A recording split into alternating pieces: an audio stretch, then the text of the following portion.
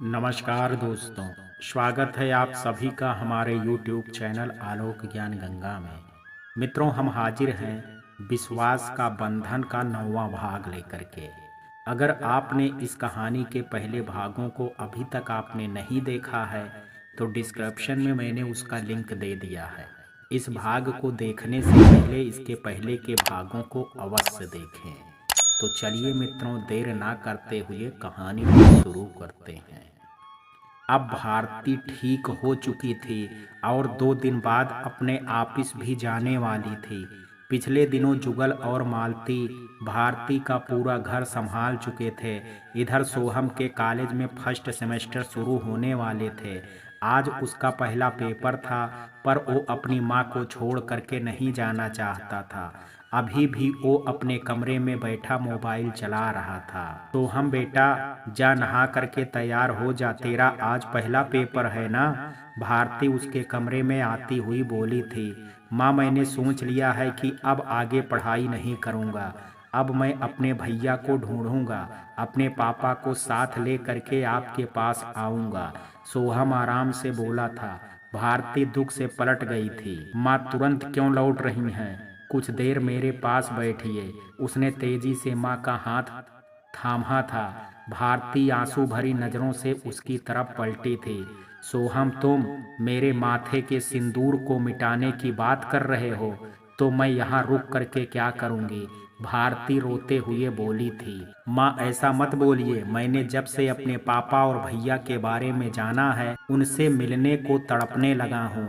माँ, अब मैं खुद को रोक पाने की स्थिति में नहीं हूँ। सोहम बेबसी से बोलता भारती को बेड पर बैठा लिया था। देख बेटा, जब तेरे पापा को पता चलेगा कि तुम सारी सच्चाई जान चुके हो तो वो मुझसे नाराज हो जाएंगे। वो कभी मुझसे बात नहीं करेंगे, इसलिए तुम सही वक्त का इंतजार करो। जब हमारी सारी मुश्किलें खत्म हो जाएंगी तो वो खुद हमारे पास आएंगे। भारती प्यार से उसे समझाने लगी थी। माँ, वक्त का इंतजार नहीं किया जाता है, उसे खुद से खींच करके अपने पास लाया जाता है। आप बेफिक्र रहिए, पापा को मैं संभाल लूँगा, वो आपसे कभी नाराज नहीं होंगे। सोहम उल्टे अपनी माँ को ही समझाने लगा था। सोहम, भारती गुस्से से उठ खड़ी हुई थी। तुम पहले अपनी पढ़ाई पूरी करो, कोई अच्छी जॉब पकड़ो, तब अपने पापा के सामने जाना। फिर उनको लगेगा कि उनकी पत्नी ने उनके बेटे को एक लायक इंसान बनाया है। वो ये सोच करके खुश हो सकेंगे कि उनके इतने वर्षों का त्याग व्यर्थ नहीं गया है। माँ, आप इस बात की फिक्र मत कीजिए। मैं अभी से ही जॉब देखना शुरू कर चुका हूँ और जल्दी ही कोई अच्छा काम पकड़ लूँगा। मैं आपका सर झुकने नहीं दूंगा, वो प्यार से भारती से लिपटते हुए बोला था। आज उसने अपना सारा जवाब तैयार कर लिया था। ठीक है, फिर तुम्हें अपने मन से जो करना है करो, पर आज से मुझे माँ कहना बंद कर देना। आज से हमारा सब रिश्ता खत्म हुआ।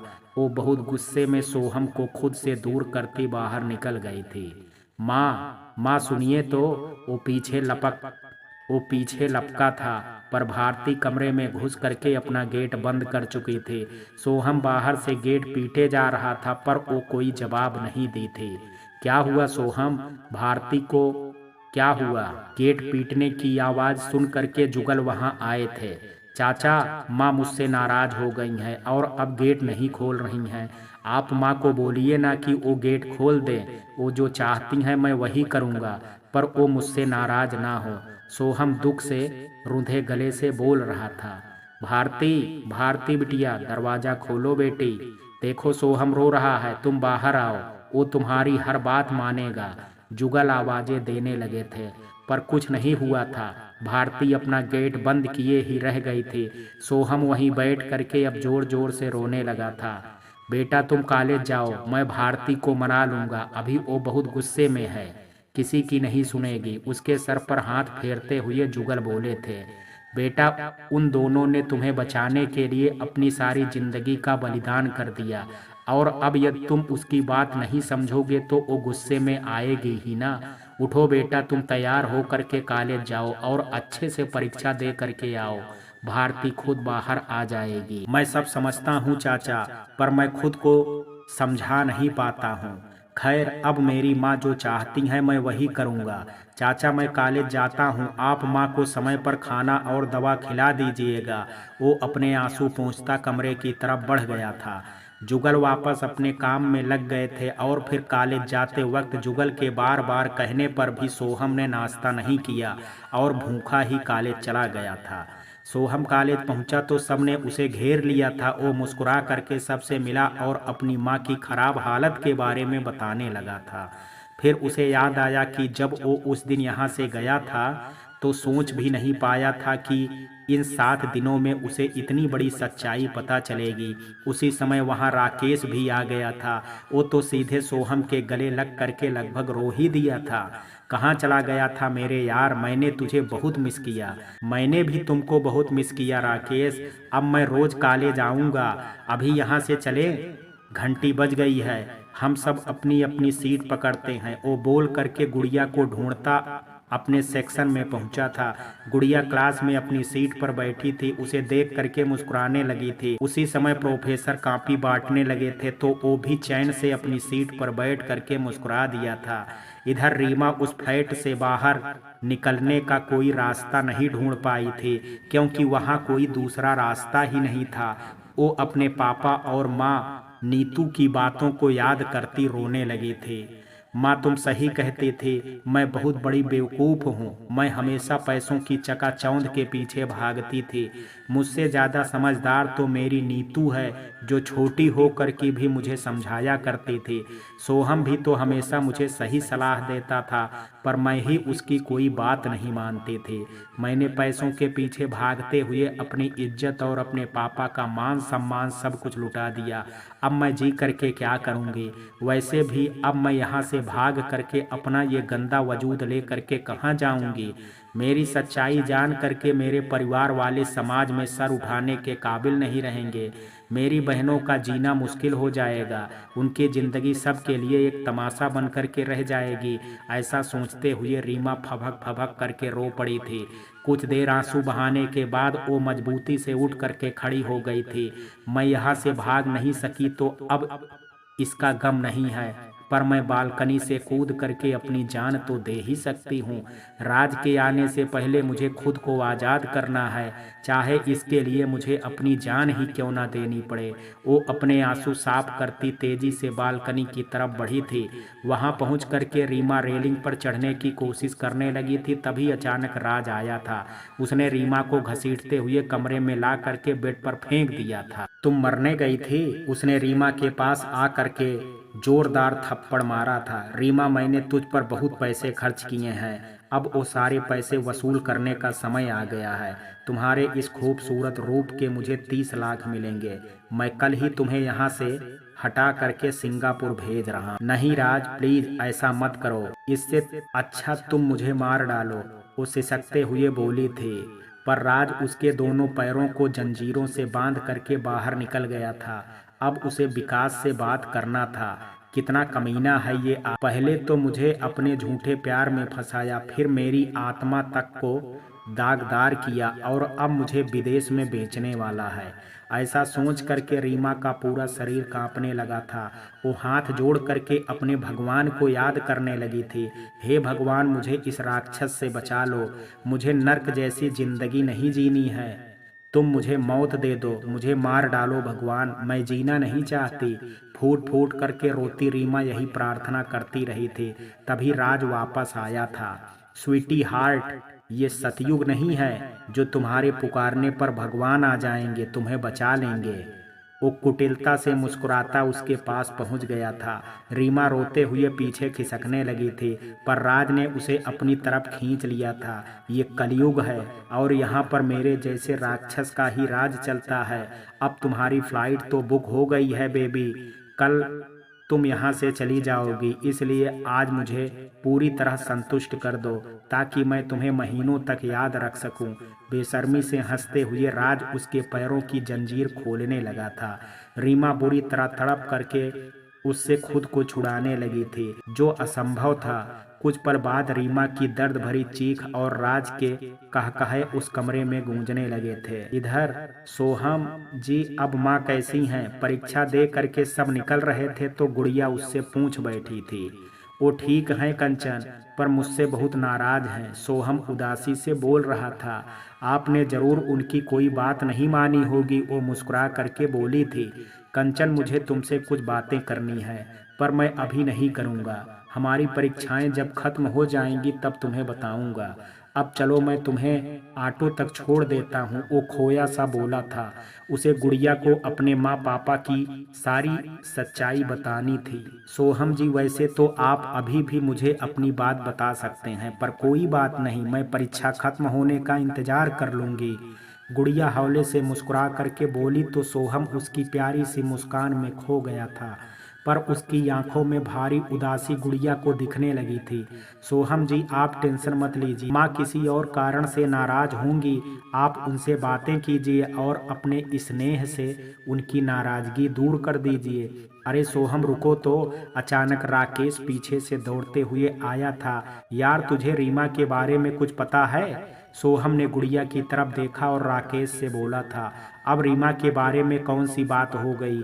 वैसे उस घमंडी लड़की के बारे में जान करके मैं क्या करूँगा? अरे यार, पहले मेरी बात सुन, तब कुछ बोलना। वो रीमा 7 दिन से गायब है और आश्चर्य की बात है कि वो अपने घर में भी नहीं है। ये बात मुझे उसकी दोनों सहेलियां गुंजा और नताशा ने बताया था। उसके पापा ने पुलिस में कंप्लेन की है, फिर पुलिस यहाँ भी पूछताछ करने आई थी, पर अभी तक उसका कोई अता पता नहीं है। वो एक सांस में सब कुछ बोल गया था। कंचन, तुमने तो मुझे कुछ नहीं बताया। अब सोहम हैरान होता गुड़िया से बोला था। सोहम जी, आप माँ को लेकर के पहले ही बहुत दुखी थे, इसलिए मैं कुछ बोल नहीं पाई थी। मैंने आज भी प्रिंसिपल सर से जा करके रीमा के बारे में पूछा था, पर पुलिस को कोई सुराग नहीं मिल रहा है। वो सर झुकाए बोली थी। रीमा भले ही गुड़िया को अपना दुश्मन समझती थी, पर वो उससे नाराज नहीं थे। एक लड़की होने के नाते वो भी उसके गायब होने से बहुत दुखी थी, और ये बात सोहम भी अच्छी तरह से समझता था। राकेश, वो राज कहाँ है? उसने अब तक रीमा के लिए क्या किया है? पहले तो बड़ा हीरो बनना फिरता था, अब रीमा के गायब होने पर चुप हो करके कहाँ बैठा है?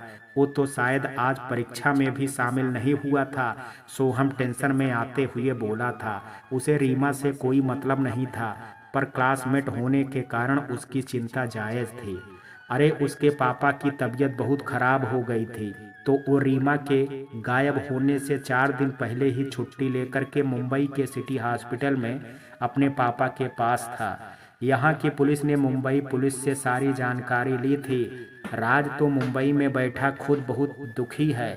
बेचारा अपने पापा का इकलौता बेटा है, उन्हें उस हाल में छोड़ करके आ भी नहीं सकता। राकेश जितना जानता था सब बता दिया था। फिर चलो एक बार मैं भी प्रिंसिपल सर से मिल लेता हूँ। सोहम कुछ सोचता बोला तो वो दोनों भी पीछे से चल पड़े थे। मैं आई कम इन सर? यस यस, कम इन। अरे सोहम, तुम आओ आओ। वो सोहम को देखते ही खुश हो गए थे।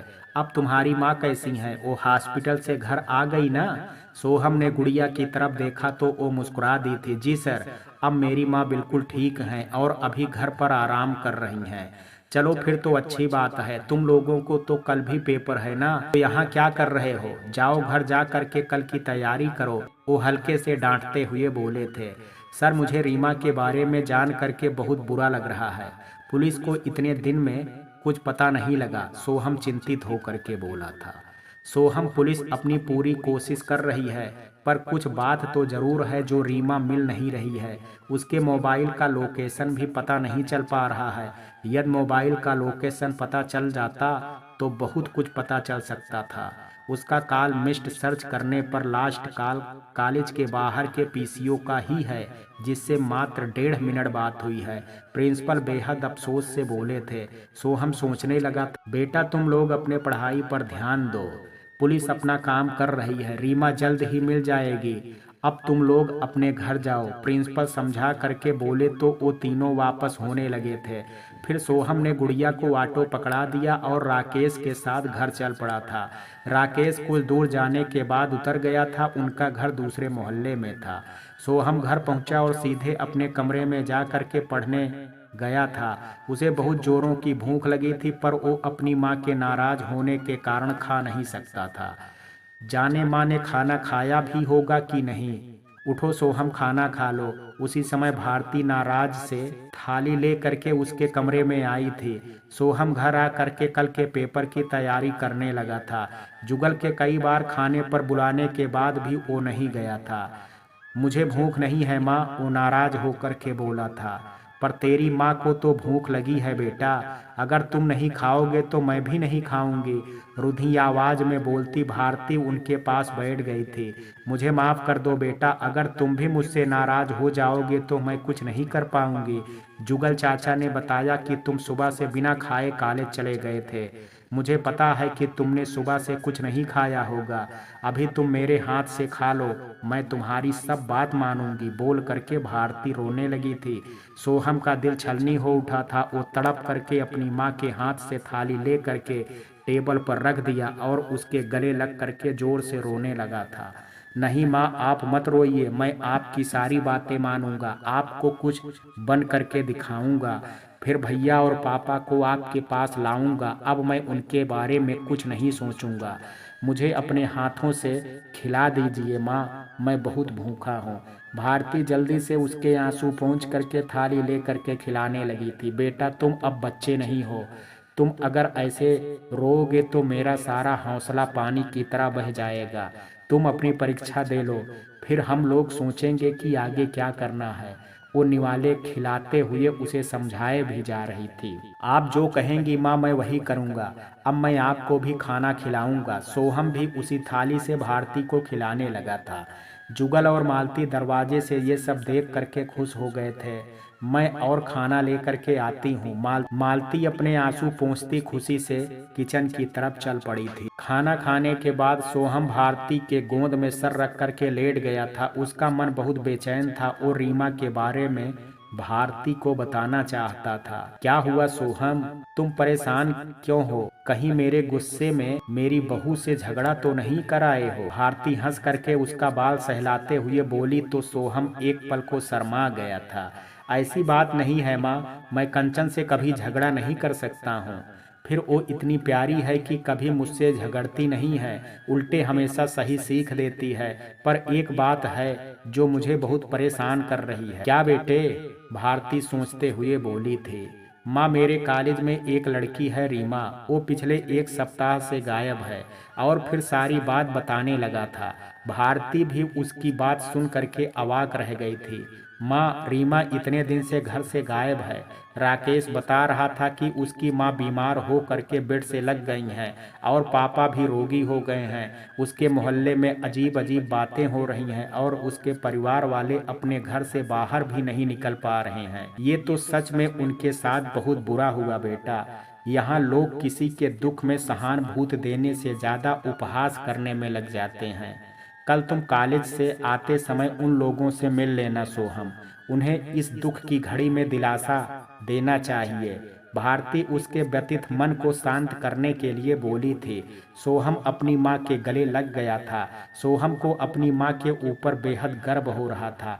रीमा के मोहल्ले वालों ने उसके परिवार वालों को जीना दूभर कर रखा था और ऐसे में भारती उसे वहाँ जाने को बोल रही थी। ये एक अच्छे स्वभाव वाली स्त्री ही कर सकती थी।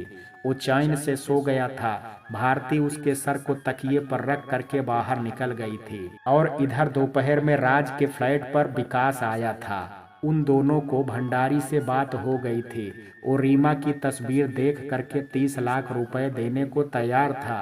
राज ने रीमा को तैयार कर दिया था। विकास, तुमने उन 3 लड़कियों को भी पकड़ लिया है ना? उनके 15-15 लाख लेना, राज बोला था।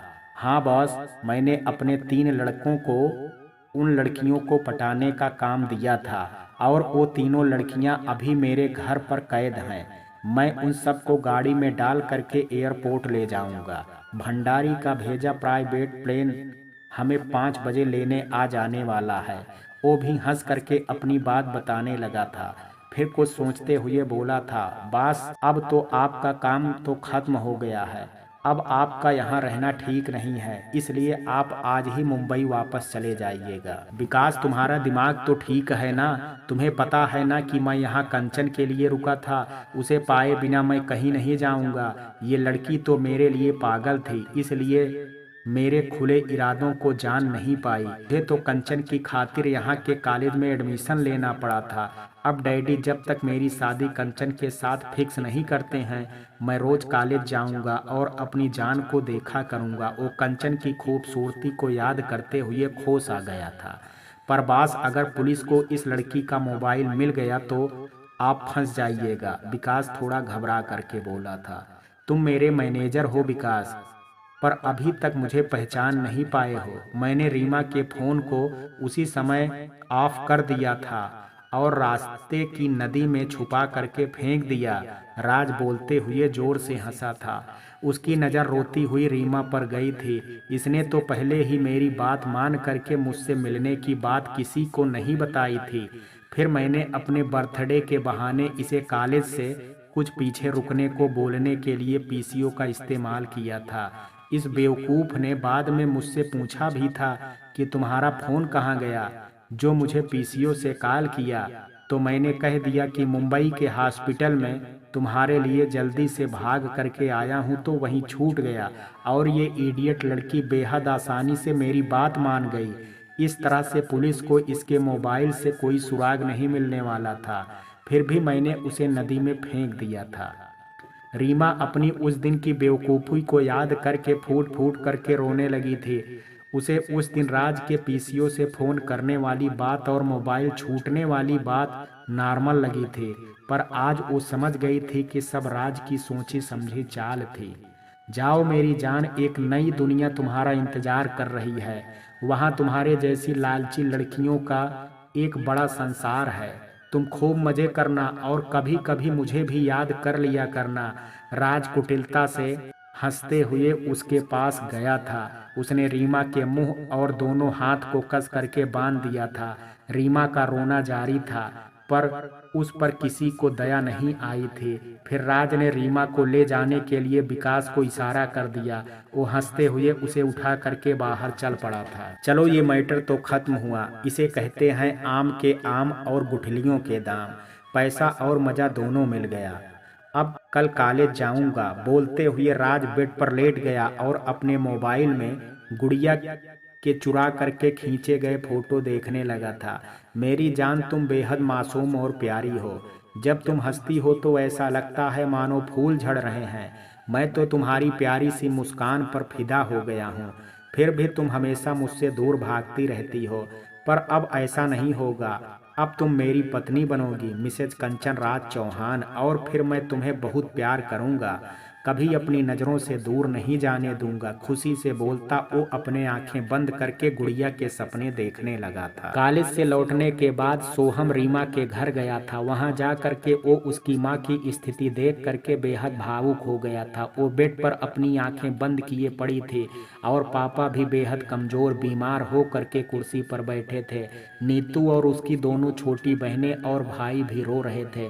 अंकल, आप हिम्मत मत हारिए, रीमा मिल जाएगी। देखिए, आंटी को आपके मदद की ज़रूरत है और इन तीनों को भी आपके स्नेह की आवश्यकता है। वो हौले से बोलता सुधाकर जी के पास बैठ गया था। सुधाकर जी रो पड़े थे। बेटा, तुम उसके दोस्त हो, उसे अपनी तरह बुद्धिमान बनना क्यों नहीं सिखाया? माता पिता के बाद एक दोस्त ही सही रास्ता दिखा सकता है। हम दोनों तो उस कम अक्ल लड़की को कभी समझ ही नहीं पाए। अब पता नहीं कहाँ होगी, किस हाल में होगी। उसने खाना भी खाया होगा कि नहीं। इसकी माँ तो उसकी चिंता में अंदर ही अंदर घुले जा रही है। तुम यदि कुछ कर सको तो हम लोगों पर बड़ी कृपा होगी बेटा। वो हाथ जोड़ करके रोने लगी थी। अंकल, ऐसा मत बोलिए, मैं आज ही पुलिस स्टेशन जाता हूँ और सारी जानकारी पता करता हूँ। वो उन्हें ढांढस बंधाते हुए नीतू से बोला था। नीतू, तुम अंकल को मोबाइल नंबर मुझे दे दो। मुझे जो भी बातें पता चलेंगी मैं अंकल को बता दूंगा। नीतू धीरे से नंबर बताने लगी थी, फिर रुंधे स्वर में बोली, सोहम भैया मेरी दीदी घमंडी जरूर हैं पर वो दिल की बुरी नहीं है। पुलिस का कहना है कि उस दिन उसके फ़ोन का लास्ट लोकेशन कॉलेज से पीछे तक ही है। उसका फ़ोन वहीं पर स्विच ऑफ किया गया था। भैया मुझे लगता है मेरी दीदी बहुत बड़ी मुसीबत में है। मेरा कोई बड़ा भाई नहीं है जो अपनी बहन के पीछे दौड़ता। फिर पापा की हालत तो आप देख ही रहे हैं। भैया अगर हो सके तो प्लीज़ आप हमारी मदद कर दीजिए। हमारे मोहल्ले वाले तो हमें देखते ही मुंह फेर लेते हैं। नीति तुम मुझे अपना बड़ा भाई समझ लो। मुझसे जितना बन पड़ेगा मैं रीमा को ढूंढने की कोशिश करूंगा। अभी अपने घर में सबको तुम ही संभाल सकती हो, इसलिए अपने आंसू पोंछो और सबका ख्याल रखो। मैं जल्दी फोन करूंगा। उसका सर सहला करके सोहम बाहर निकल गया था। इधर सोहम पुलिस स्टेशन पहुंचा था, मगर वहां भी उसको कुछ खास पता नहीं चला था। इंस्पेक्टर को बताया कि हो सकता है रीमा को मार दिया गया है, फिर उसके फ़ोन को तोड़ दिया गया या तो कहीं फेंक दिया गया है। उसके फ़ोन पर लास्ट कॉल पीसीओ का है, जिससे नंबर का पता नहीं चल पाया है। अब हम क्या और क्या कर सकते हैं, फिर भी हम अपनी कोशिश में लगे हुए हैं। सोहम वहां से निराश होकर के चल पड़ा था। मार्केट से आते हुए उसे कपड़ों की दुकान पर गुलाबी दुपट्टा दिख गया था। उसे माँ की बात याद आ गई थी। वो अपनी गाड़ी रोक करके गुड़िया के लिए दुपट्टा खरीदने दुकान में घुस गया था। भैया ये पिंक दुपट्टा कितने का है? उसी समय विकास चारों लड़कियों को कार से लेकर के अपने एक आदमी के साथ एयरपोर्ट जा रहा था।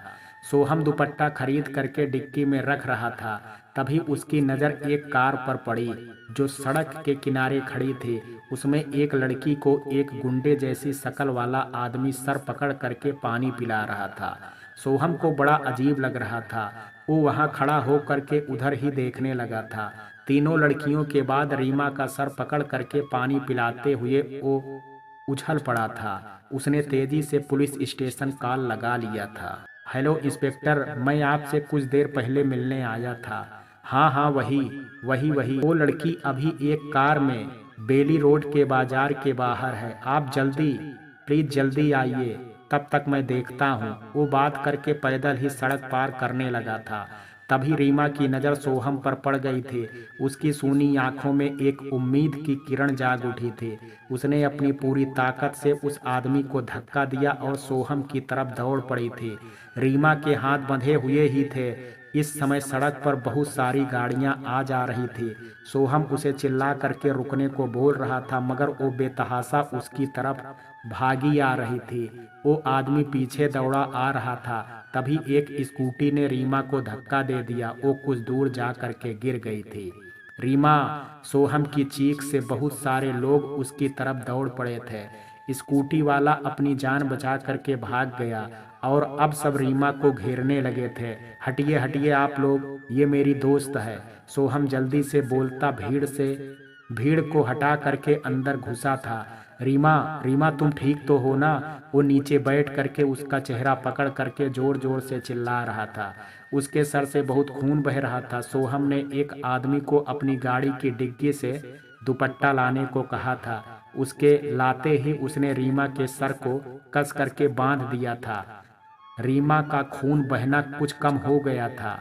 अरे इसको हॉस्पिटल ले जाओ, कोई एम्बुलेंस को फोन करो। सबकी मिली जुली आवाजें गूंज रही थी। फिर किसी ने एम्बुलेंस को फोन कर दिया था। रीमा बेहोश हो गई थी। सोहम ने सबको उस कार में और भी लड़कियों के होने की बात बताई और उसे पकड़ने को बोला था। लोगों ने जब उधर देखा तो वो कार भाग गई थी। उसी समय पास के हॉस्पिटल से एम्बुलेंस सायरन बजाती आ गई थी। सोहम ने लोगों की मदद से रीमा को उठाया और अपनी गाड़ी से एम्बुलेंस के पीछे चल पड़ा था। कुछ देर बाद पुलिस स्टेशन से इंस्पेक्टर आया और बेली रोड के लोगों से जानकारी लेकर के हॉस्पिटल चली आई थी। उसने आने के बाद ही रीमा को हॉस्पिटल में भर्ती लिया था। उसके आने के बाद ही रीमा को हॉस्पिटल ने भर्ती लिया था। डॉक्टरों ने रीमा का ऑपरेशन रूम में शिफ्ट करवाया था। अभी उससे कोई मिल नहीं सकता था। सोहम के फोन करने पर सुधाकर जी और नीतू आ गए थे। वो दोनों बहुत रो रहे थे। रीमा की माँ भी आना चाहती थी पर वो चलने के लायक नहीं थी, तो दोनों छोटी बेटी और बेटा घर पर ही रह गए थे। सोहम को देखते ही सुधाकर जी फूट फूट करके रो पड़े थे और उसके गले लग करके रीमा को ढूंढ देने के लिए खूब आशीर्वाद भी दे रहे थे। सोहम ने उनको दिलासा दिया और शांति से रहने को कहा। वो खुद भी वहीं बैठ गया था। उसने नीतू को भी बहुत समझाया था। सोहम ने भारती को भी फोन करके सारी बातें बता दी थी। वो सब कुछ ठीक होने तक सोहम को वहीं रुकने को बोली और कुछ खा लेने को भी बोल दी थी। रीमा के होश में आने पर ही पुलिस पूछताछ कर सकती थी। तब तक डॉक्टर ने सबको रोक दिया था। इंस्पेक्टर वापस चला गया था और उसके होश में आते ही बुलाने को कहा था। सुनिए, उस लड़की को खून की ज़रूरत है। आप लोगों में से किसी का ब्लड ए पॉजिटिव है तो मेरे साथ चलिए, एक नर्स आकर के बोली थी। सुधाकर जी नीतू का चेहरा देखने लगे थे, क्योंकि घर में रीमा का खून बस माँ से मिलता था और वो इस समय बहुत बीमार थी। इस स्थिति में उसका खून लेना ठीक नहीं होता। सिस्टर आप चलिए, मेरा ब्लड ओ पॉजिटिव है, उसे चढ़ाया जा सकता है। सोहम उठते हुए बोला और नर्स के पीछे चल दिया था। नीतू, ये लड़का कितना अच्छा है। रीमा ने जरूर कोई अच्छा काम किया होगा जिसके कारण उसे ऐसा दोस्त मिला। सुधाकर जी उसके जाने के बाद बोले थे। पापा को तो पता भी नहीं है कि दीदी तो सोहम भैया को सीधी आंख देखना भी नहीं चाहती थी। नीतू मन में सोचती बीती बातों को याद करने लगी थी। एक दिन रीमा ने उसे सोहम के बारे में बताया था कि वो बहुत हैंडसम है और रीमा उससे प्यार करती है, पर सोहम रीमा को भाव नहीं देता। फिर कुछ दिन बाद वो कंचन के बारे में बताई थी और उन दोनों की दोस्ती देख करके कुढ़ती रहती थी। अब वो हरदम उन दोनों को अलग कर देने की बात बोला करती थी। फिर बीच में ही राज से रीमा को प्यार हो गया और वो सोहम से दूर हो गई थी, पर आज सोहम ने ही उसे ढूंढ करके निकाला था। नीतू ये सब बातें अपने पापा को बता करके दुखी नहीं कर सकती थी। वो सर झुकाए रोने लगी थी। Hello boss. अपने फोन पर विकास की घबराई आवाज सुन करके राज उठ बैठा था। बास, वो लड़की भाग गई। किसी सोहम को देखते ही वो राका को धक्का दे करके भागी, पर स्कूटी के टक्कर से घायल हो करके हॉस्पिटल में एडमिट है। यू एडियट फूल, एक काम भी तुमसे ठीक से नहीं होता है।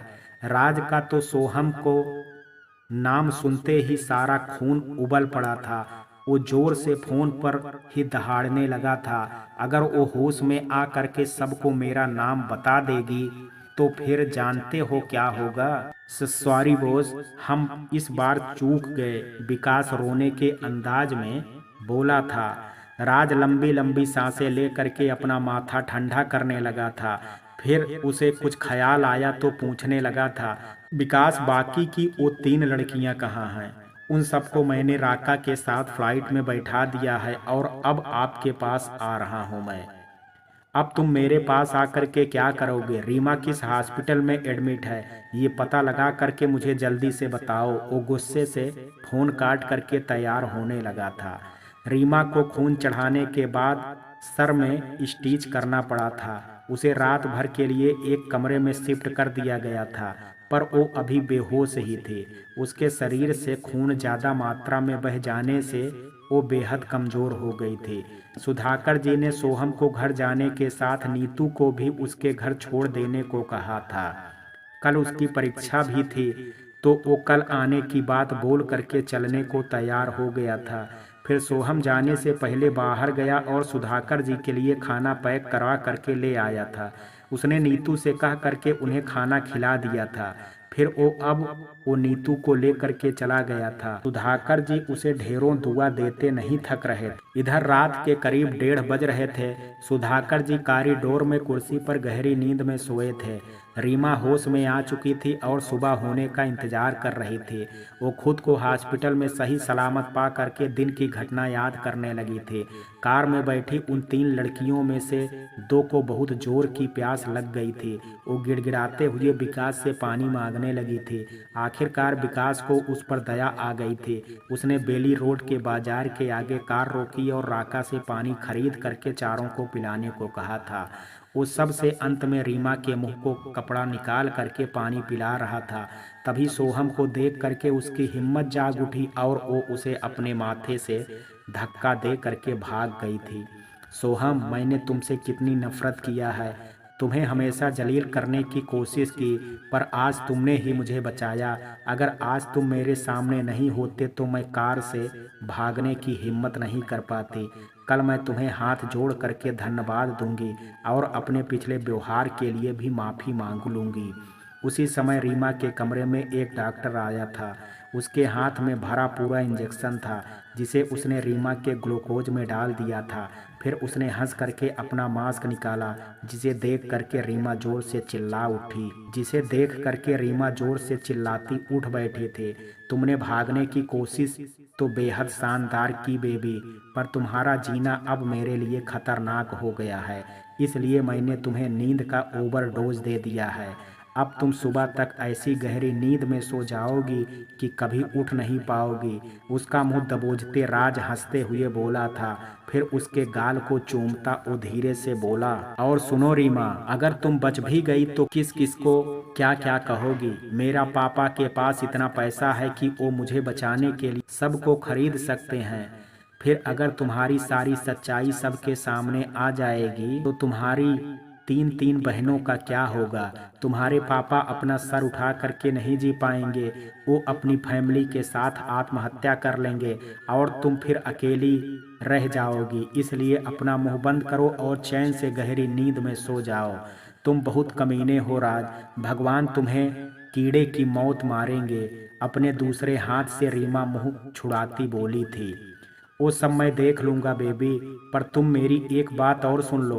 अगर तुमने मेरी सच्चाई किसी को बताई या बताने की कोशिश भी की तो तुम्हारी तीन बहनों का मैं तुमसे भी बुरा हाल करूँगा। इसलिए अपना मुंह हमेशा के लिए बंद रखना। अब अलविदा।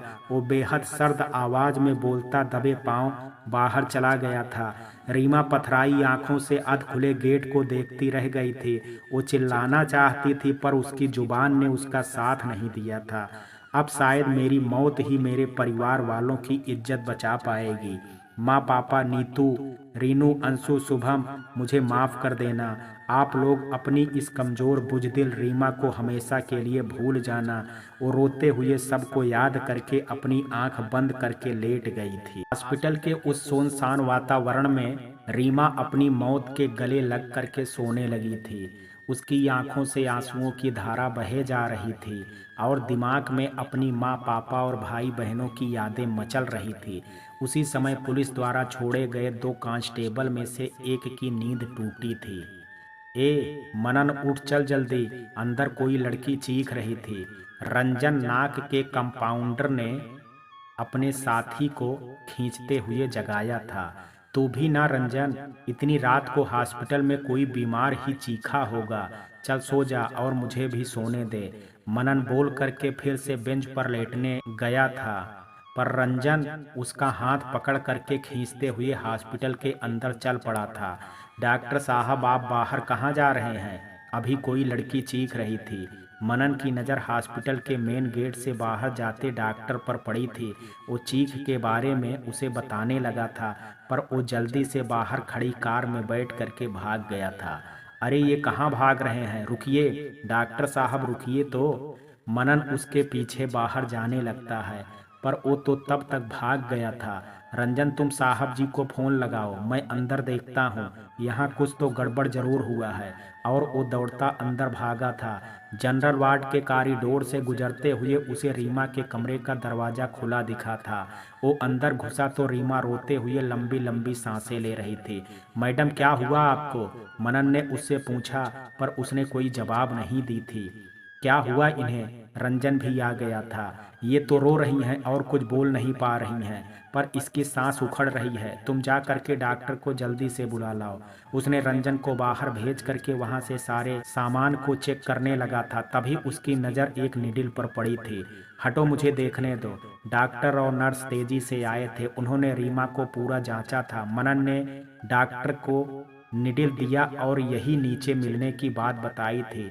डॉक्टर ने इसमें एक बूंद बचे दवा को देखा और नर्स को कुछ लाने को कहा था, जिसे वो दौड़ करके ले आई थी। फिर डॉक्टर ने रीमा के ग्लूकोज को बदल करके दूसरा बोतल लगाया था। कमरे के शोरगुल सुन करके सुधाकर जी भी उठ करके रीमा के कमरे में गए थे और उसे गहरी नींद में सोता पाए थे। डॉक्टर साहब, मेरी बेटी को क्या हुआ है? आप सब बाहर चलिए, बताता हूँ। डॉक्टर ने एक नज़र रीमा पर डाल करके कहा था। सब बाहर आ गए थे और कॉरिडोर के कुर्सी पर बैठ गए थे।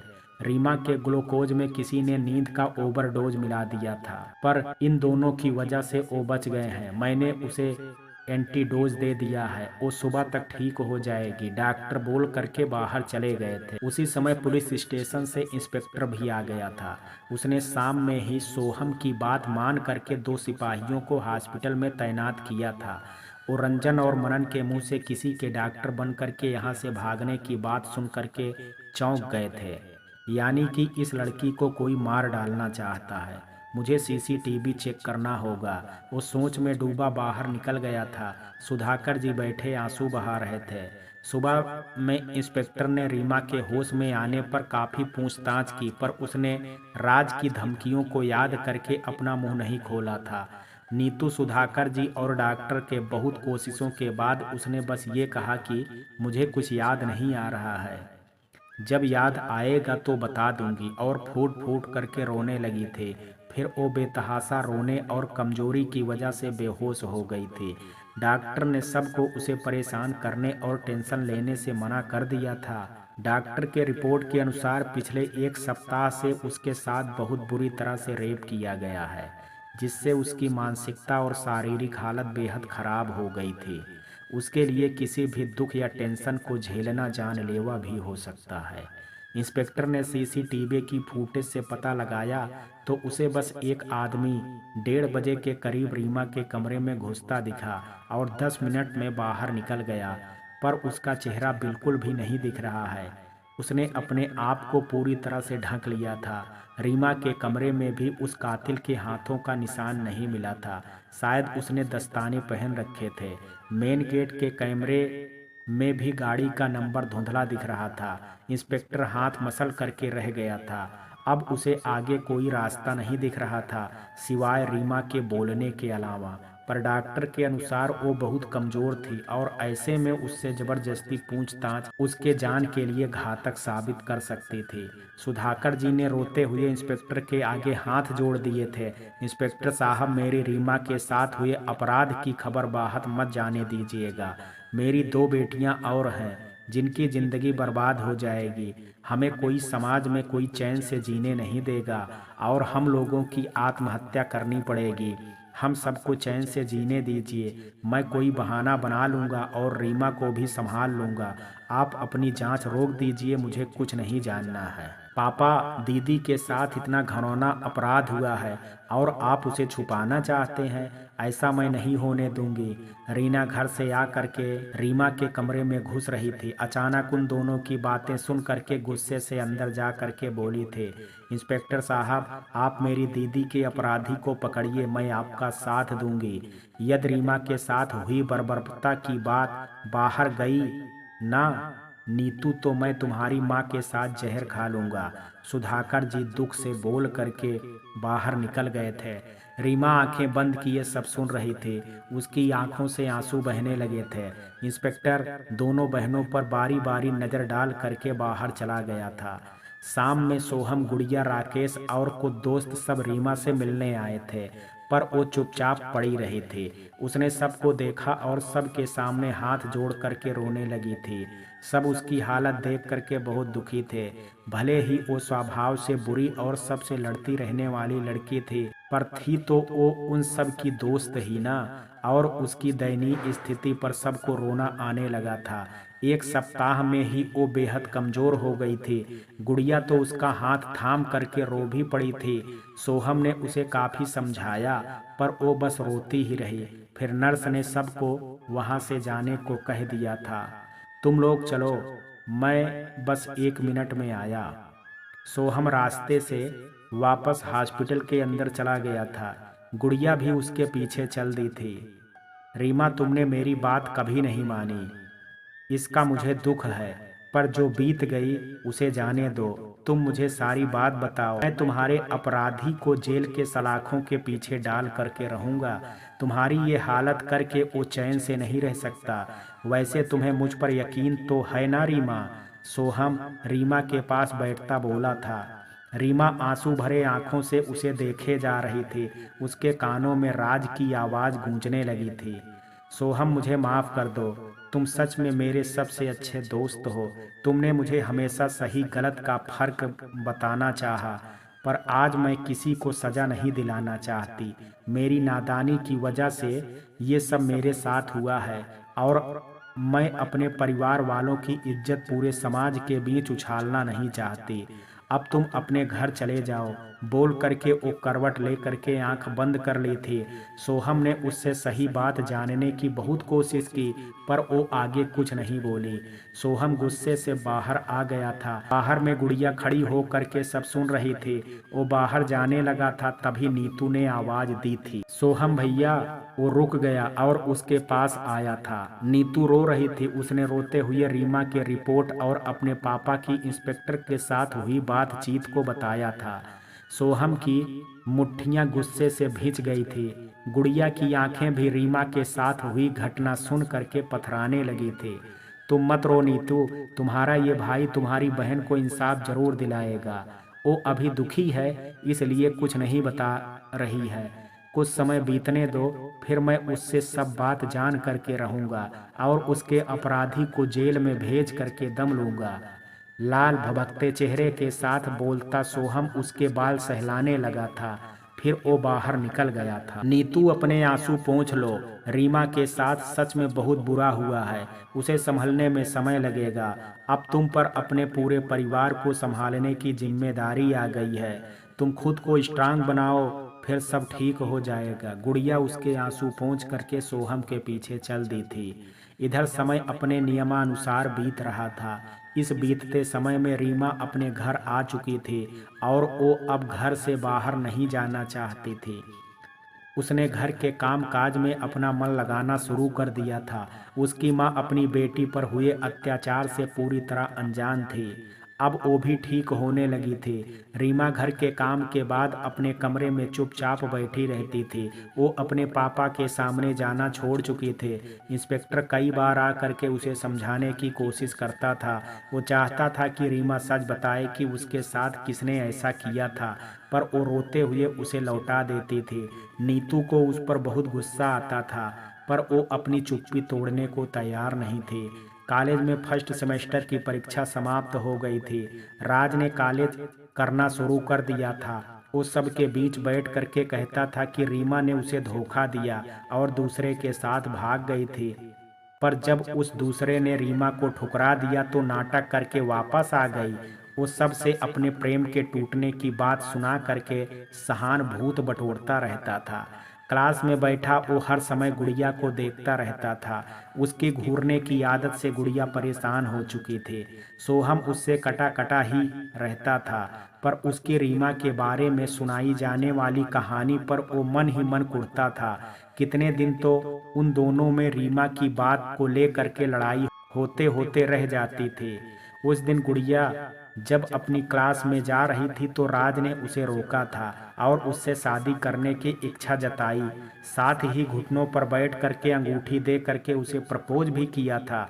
गुड़िया ने राज को कस करके थप्पड़ मारा और उससे दूर रहने, साथ ही सोहम के साथ अपने प्रेम की बात बताई थी। वो गुस्से से गाल सहलाता वहां से चला गया था। उसी समय दूर से आते सोहम ने गुड़िया को उसे मारते देख लिया था। वो क्या बोल रहा था कंचन? वो उनके सर पर सवार हो गया था। गुड़िया ने बात को टालने की कोशिश की, पर आज वो नहीं माना था। फिर गुड़िया को पूरी बात बतानी पड़ी थी। सोहम ने गुस्से से आग बबूला हो करके राज के पीछे दौड़ गया था। तुम्हारी हिम्मत कैसे हुई कंचन को शादी के लिए प्रपोज करने की? कल तक तो तुम रीमा से प्रेम करते थे ना, और आज उसे सहारा देने का समय आया तो उसके बारे में झूठी कहानियां सबको सुनाते फिरते हो। अरे थू है तुम जैसे गिरे हुए इंसान पर, जो एक लड़की का दुख नहीं समझ सकता और उसे सहारा नहीं दे सकता।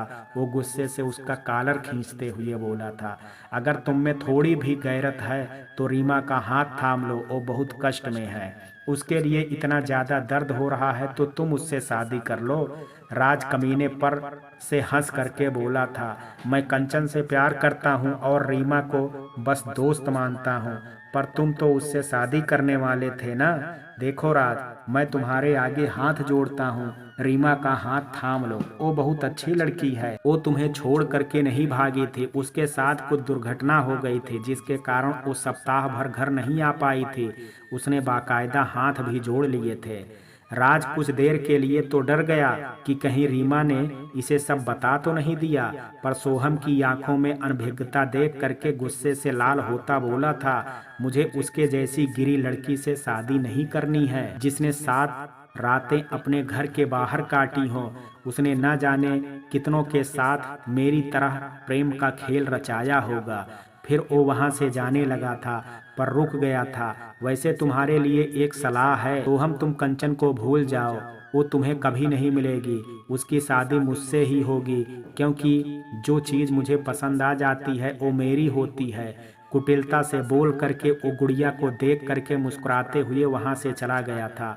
सोहम गुस्से से उसे मारने लपकता है, पर गुड़िया उसका हाथ थाम लेती है। सोहम ऐसा मत कीजिए, वो बहुत गिरा हुआ आदमी है, उसके कारण आप अपना आपा मत खोआ कीजिए, फिर आप में और उसमें कोई अंतर नहीं रह जाएगा।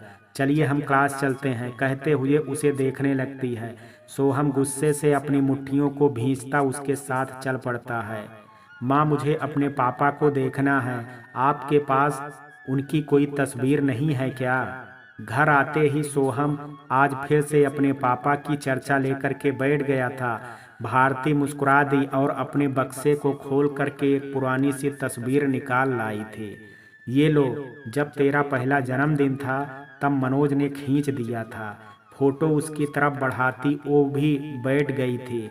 सोहम तेजी से उठ करके बैठ गया और उससे फोटो ले करके देखने लगा, जिसमें उसके माँ पापा कुर्सी पर बैठे थे और वो उन दोनों की गोद में बैठा था। अपने पापा को देख करके सोहम भावुक हो गया था। माँ, मैं तो बिल्कुल अपने पापा की तरह हूँ ना, वो रूंधे गले से बोलते हुए मुस्कुरा दिया था। मेरी आंखें, मेरी नाक, मेरी लंबाई और चेहरा सब कुछ पापा की तरह है। हाँ सोहम, तू अपने पापा की कॉपी है और इसलिए मुझे किसी तस्वीर की ज़रूरत नहीं होती। मैं तुझे देखती हूँ तो मुझे तेरे पापा दिखाई दे जाते हैं। बोलते हुए उसका गला भी रूंध गया था। इधर आज मदन जी के ऑफिस में मीटिंग थी। वो खत्म करके निकल ही रहे थे तभी एक BMW कार उनके ऑफिस के ग्राउंड में आकर के रुकी थी। हेलो मदन जी, मुझे आने में थोड़ी देर हो गई, कृपा करके मुझे आधे घंटे का समय दे दीजिए। गाड़ी से नीचे आ करके सुबोध अपने हाथ आगे बढ़ाते हुए बोला था। मदन जी सोच में पड़ गए और उसे गौर से देखने लगे थे। 3 पीस सूट, कलाई पर रोनाल्डो की लाखों की घड़ी, आंखों पर गॉगल्स चढ़ाए वो बेहद ही डिसेंट पर्सनालिटी का लग रहा था। सुबह में जब वो ऑफिस आए थे तभी सुबोध का फोन आया था। वो अपना परिचय दे करके उनसे मिलना चाहता था। मदन जी अचरज में थे कि इतना बड़ा बिजनेसमैन उनसे क्यों मिलना चाहता है। उनकी शाम में मीटिंग थी तो उन्होंने दोपहर का समय दे दिया, पर वो अभी आया था। उन्होंने घड़ी देखी तो 8 बज रहे थे। ठीक है, आइए। मदन जी गेट कीपर को ऑफिस का गेट रूम खोलने के लिए बोल करके चल दिए थे। सुबोध उनके पीछे ही चल पड़ा था। आज आपने आने में इतनी देर क्यों कर दी चाचा जी? चाची तो आपसे बहुत नाराज है। 9:30 बजे घर पहुंचने पर गुड़िया गेट पर ही उन्हें पकड़ ली थी। मैंने आपको बहुत बार फोन लगाया पर आपने तो फोन देखा ही नहीं था, वो मुंह बनाते हुए बोली। मदन जी हंस दिए थे। उन्होंने अपना फोन पॉकेट से निकाला तो उसमें 25 से ऊपर मिस्ड कॉल थे। ओह, मैंने मीटिंग में इसे साइलेंट कर दिया था। गुड़िया, पता ही नहीं चला। वो उसके साथ ऊपर आते हुए बोले थे। अब आप आ गए हैं तो जा करके फ्रेश हो जाइए, मैं खाना लगाती हूँ। सुनंदा जी उन्हें देखते ही उठ खड़ी हुई थी। वो तिरछी नजरों से गुड़िया की तरफ देखने लगे तो उसने इशारे से सुनंदा के गुस्से में होने की बात बताई थी। मदन जी जल्दी से अपने कमरे में चले गए थे। कुछ देर बाद सब बैठे खाना खा रहे थे। गुड़िया और रानो खूब चहक रही थी। सुनंदा जी चुपचाप खाए जा रही थी। मदन जी को अब उनकी चुप्पी से घबराहट होने लगी थी। आज आप खाना क्यों नहीं खा रहे हैं? अच्छा नहीं लग रहा है क्या? सुनंदा जी उनसे पूछ बैठी थी। अरे ऐसी बात नहीं है, वो मीटिंग के कारण मेरा फोन साइलेंट में था, मैं फोन नहीं कर सका था। आपसे किसने कहा कि मैं नाराज हूँ? सुनंदा की अचरज से बोली गुड़िया और रानो खिलखिला करके हंसने लगी। सुनंदा जी सब समझ गई थी। वो गुड़िया के कान पकड़ करके मोड़ने लगी थी। बदमाश, मैं कब नाराज थी? तूने तो अपने चाचा जी को पूरा डरा दिया। अरे चाची छोड़िए वरना मेरा कान निकल जाएगा, वो मिमियाते हुए बोली थी। मदन जी भी हंस दिए थे। सुनंदा जी ने उसका कान छोड़ दिया तो वो हंसते हुए सहलाने लगी थी। सुनंदा जी, ये दोनों तो हमारे घर की जान है। इनकी खिलखिलाहट से ही हमारा घर खुशियों से गूंजता रहता है। आपको तो मेरी आदत पता है ना कि जब तक कोई बहुत जरूरी काम ना आ जाए मैं घर लेट नहीं आता। पर मेरी इस बेटी को टेंशन हो रही होगी तो इसने आते ही मुझे ही डरा दिया। वो हंस दिए थे, फिर कुछ सोच करके बोले, सुनंदा जी, नैना तो शादी करके चली गई और अब इस शहर में रहते हुए भी महीनों बाद मुश्किल से कुछ देर के लिए आ पाती है। अब ये दोनों चली जाएंगी तो हम दोनों अकेले रह जाएंगे। मदन जी भावुक होकर के बोले थे। सुनंदा जी भी सोचने लगी थी। मैं आपको और माँ को छोड़ करके कहीं नहीं जाऊंगी। जो मुझसे शादी करेगा वो यहीं आ करके रहेगा। रानो हंस करके बोली थी। सब हंस दिए थे। मदन जी गुड़िया को गौर से देख रहे थे। सब खाना खा करके अपने कमरे में सोने चल दिए थे। आज मुंबई के बहुत बड़े बिजनेसमैन सुबोध चौहान मेरे ऑफिस में आए थे। जानती हो सुनंदा जी, वो हमारे गुड़िया के लिए अपने बेटे का हाथ मांगने आए थे। बेड पर लेटते ही मदन जी बोले थे। सुनंदा जी चिंतित हो गई थी। उसे गुड़िया की पसंद के बारे में पता था पर वो मुंह से आज तक कुछ नहीं बोली थी। लड़का भी बहुत अच्छा है और अपने पिता के साथ ही बिजनेस में लगा हुआ है। उनके परिवार में बस 2 ही लोग हैं, इसलिए वो अपने बेटे की शादी जल्दी करना चाहते हैं। मुझे तो ये रिश्ता बहुत पसंद आया। मैं कल ही ललित से बात करता हूँ। सुनंदा जी उन्हें बोली थी कि पहले सब कुछ पता लगा लीजिए, फिर देवर जी को बताइएगा। पर वो सामने से आए इतने अच्छे रिश्ते से बहुत खुश थे। सुनंदा जी उन्हें गुड़िया के पसंद के बारे में बताना चाहती थी, पर पहले वो गुड़िया से जानना चाहती थी। वो कल सुबह ही उससे बात करने की सोच करके सो गई। इधर सोहम बेचैन हो करके अपने बिस्तर पर पड़ा हुआ था। नींद उसकी आंखों से कोसों दूर चल रही थी। आज शाम में वो रीमा के घर गया था। उसने नीतू और रीमा की बातें सुनी थी। तू नहीं जानती नीतू, वो कितना खतरनाक है। उसका बाप करोड़पति है और वो सबको अपने पॉकेट में रखता है। उसने मुझसे कहा था कि अगर मैं अपना मुंह खोली तो वो तुम्हारे और अंशु के साथ भी यही करेगा। वो बिलखने लगी थी। नहीं नीतू, तू मुझे डरपोक, कायर या कुछ भी कह ले, मैं किसी को कुछ नहीं बताऊंगा। मेरी जिंदगी तो खत्म हो गई है और मैं तुम लोगों को अपनी तरह घुट घुट करके मरने नहीं दे सकती। दी आपकी इस कायरता के कारण 2 अपराधी आगे भी शान से और भी लड़कियों के साथ वही दुर्व्यवहार करेगा और कभी पकड़ा नहीं जाएगा। पापा ने भी अपना सर उठाने के कारण केस वापस ले लिया है। अरे मैं आपके जगह पर होती तो उस कमीने को जान से मार डालती, फिर चाहे मुझे फांसी ही क्यों ना मिलती। आज फिर नीतू रीमा से भिड़ गई थी। वो चाहती थी कि रीमा उस दरिंदे का पता पुलिस को बताए और उसे सजा मिले, पर वो रोते हुए अपनी दलीलें देने लगी थी। भगवान ना करे नीतू कि तू मेरी जगह पर हो। मैंने जितना दर्द सहा है उसका तुम अंदाजा नहीं लगा सकती। मैं तुम लोगों को कोई दुख नहीं देना चाहती। और फिर रोने लगी थी। नीतू गुस्से से बाहर निकल गई थी। तुझे कैसे बताऊं नीतू, उसके फ़ोन में मेरा वीडियो भरा पड़ा है। अगर मैंने उसके खिलाफ कुछ बोला तो वो उसे पूरी दुनिया में वायरल कर देगा। फिर तो हमारा पूरा परिवार कहीं का नहीं रहेगा। वो तो भगवान ने सोहम को मेरे सामने खड़ा कर दिया था, जो मैं भागने की हिम्मत कर सकी, वरना आज सिंगापुर के बाजारों में बिक गई होती। वो बहुत खतरनाक है। उसने तो मुझे कभी चाहा ही नहीं था। वो तो कंचन के लिए यहाँ आया है और मैं जबरदस्ती उसके गले पड़ गई थी। वो रोते हुए बोले जा रही थी। मैं क्या करूं समझ में नहीं आता है। कंचन को उससे सतर्क रहना कहना चाहती हूँ, पर फिर सब लोग कारण पूछेंगे, तब क्या जवाब दूंगी। हे भगवान, अब आप ही कंचन को उसके साये से ही बचा करके रखना। वो हाथ जोड़े प्रार्थना कर रही थी कि सोहम लाल आंखें लिए अंदर घुसा था। वो नीतू से पूछ करके उसके गेट पर आया था, पर उसे खुद से बातें करते देख वो बाहर ही रुक करके सब कुछ सुनने लगा था। मुझे बस उसका नाम बताओ रीमा, जिसने तुम्हारी ये हालत की और अब मेरी कंचन पर अपनी गंदी नज़र डालने की कोशिश कर रहा है। मैं उसे जिंदा जमीन में गाड़ दूंगा। वो गुस्से से तमतमाते हुए अंदर घुसा था। रीमा उसका चेहरा देख करके डर गई और जोर से रोने लगी थी। सोहम ने उससे उस आदमी के बारे में जानने की काफ़ी जिद की, पर वो बस रोती ही जा रही थी। वो गुस्से से उठ करके खड़ा हो गया। अगर मेरी कंचन के साथ कुछ भी गलत हुआ तो इसकी पूर्णतः जिम्मेदारी तुम्हारी होगी रीमा। फिर वो दुखी हो करके बोलता चला आया था। अब वो अपने बिस्तर पर लेटा सोच में डूब गया था कि रीमा किसके बारे में बोल रही थी।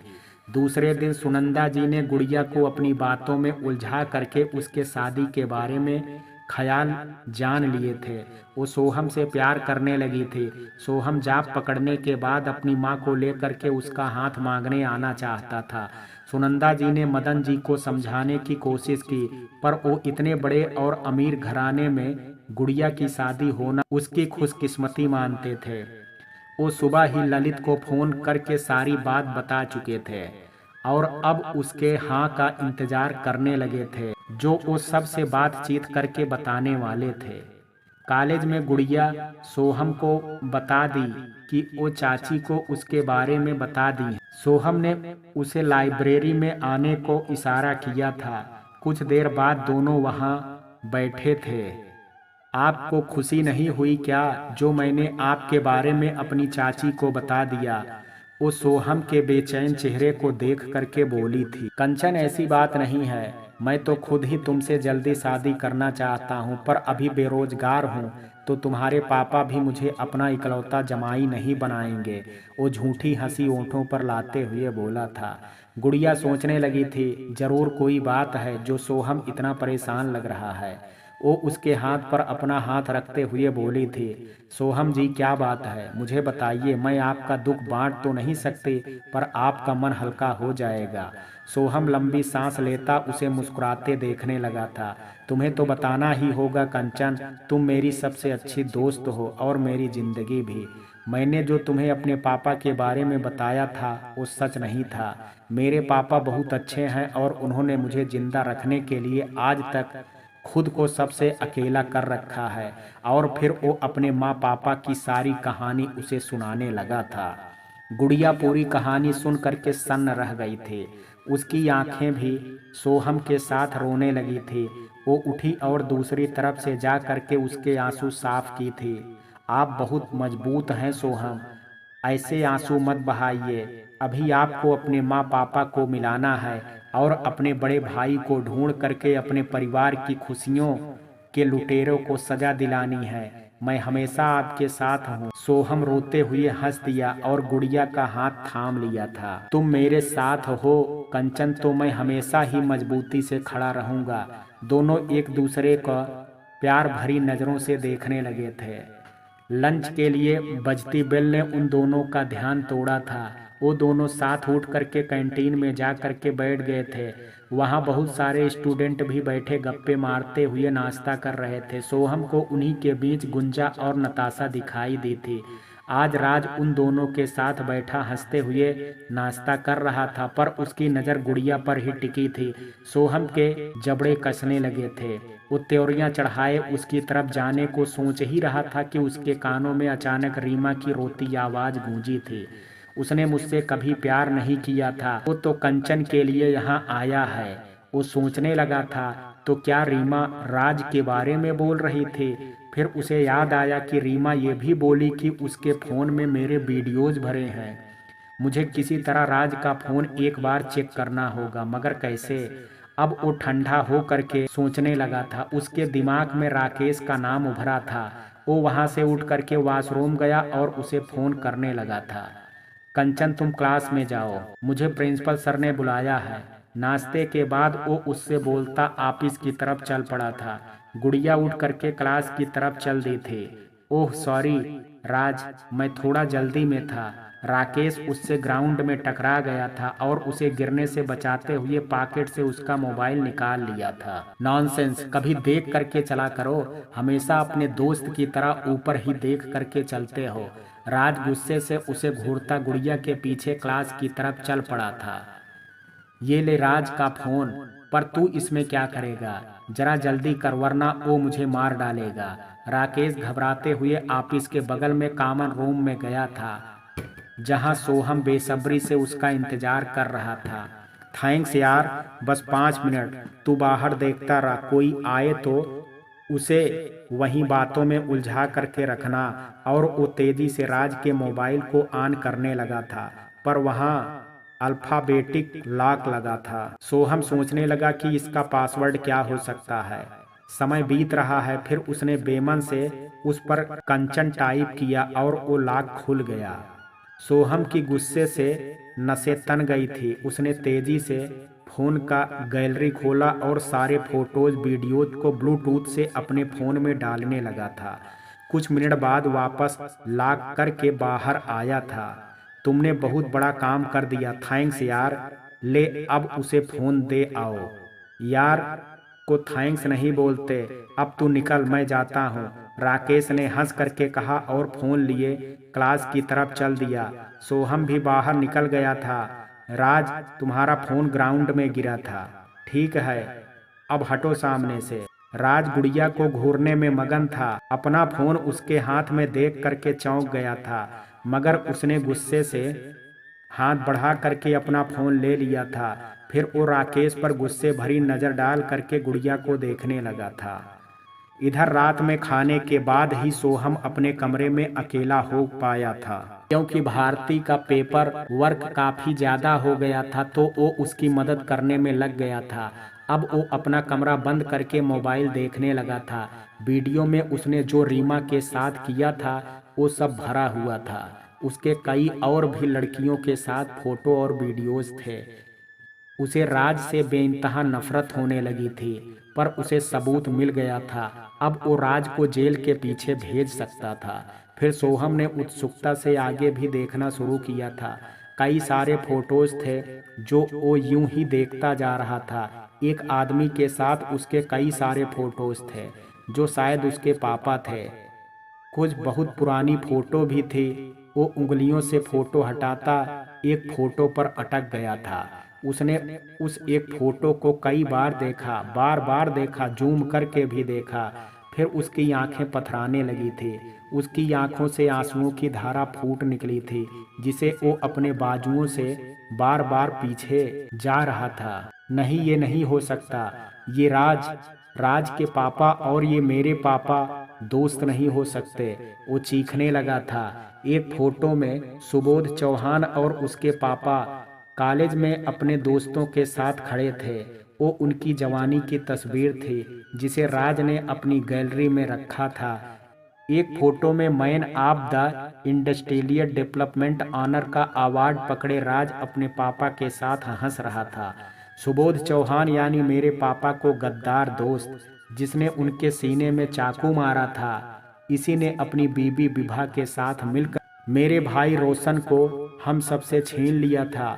फिर वो फूट फूट करके रोने लगा था। राज मेरा बड़ा भाई है, नहीं नहीं नहीं, वो मेरा भाई हो करके इतना वहसी नहीं है, ये झूठ है। वो मेरा भाई नहीं है। कुछ देर तक तो सोहम बेड पर सर पटकता रहा, रोता रहा। फिर मोबाइल हाथ में ले करके राज को देखने लगा था। आप ऐसा कैसे कर सकते हैं भैया? माँ पापा को जब आपकी सच्चाई पता लगेगी तो वो जीते जी मर जाएंगे। आपकी रगों में माँ का सच्चा खून है। आप इतना नीचे कैसे गिर सकते हैं? पापा के त्याग का सारा फल मिट्टी में मिल गया। अब मैं कैसे माँ को आपके बारे में बताऊंगा? अब किस मुंह से पापा के पास आपको ले जाऊंगा? वो बिखरने लगा था, उसके सीने में दर्द होने लगा था। ये सच उसे अपने पापा से मिलने का सारा ख्वाब पल भर में तोड़ चुका था। उसका गोरा दमकता चेहरा इतनी बड़ी और घिनौनी सच्चाई जान करके सूख गया था। मित्रों, कहानी के इस भाग में आज इतना ही। शेष कहानी कल देखेंगे। कहानी के इस भाग में आज इतना ही। कहानी का ये भाग आपको कैसा लगा, आप अपनी राय मुझे कमेंट बॉक्स में ज़रूर दीजिएगा।